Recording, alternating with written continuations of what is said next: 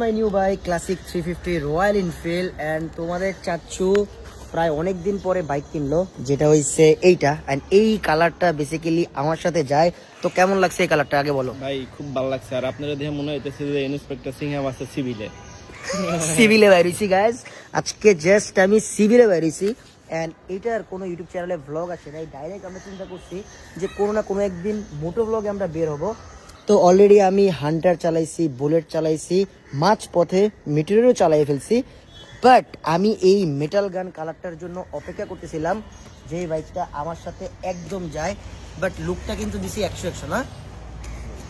ইনশাল্লাহ সবগুলো বাইক একদিন আস্তে আস্তে আবারও চলে আসবে, যেহেতু আমার আপাতত দুইটা বাইক ছিল।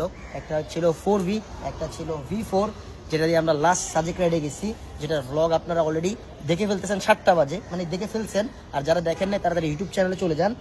ইনশাল্লাহ রয়্যাল এনফিল্ড নিয়েও একটা মোটো ভ্লগ আসবে, কোনো না কোনো একটা জায়গায় যাব, সুন্দর একটা সিনেমেটিক ভিউজ দেখবেন।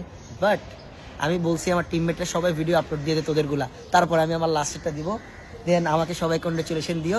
বাট ইউটিউবে কেনার কোনো ভ্লগ করে নাই, ডাইরেক্ট বাসার নিচে এসে নামাই দিয়ে চলে গেছে। That's it. সো দেখা হইতেছে পরবর্তী কোনো ভিডিওতে বা রাইডে বা এইটার কোনো সিনেমেটিক শুটে। লাভ ইউ গাইস, আল্লাহ হাফেজ, হ্যাভ ফান, পিস।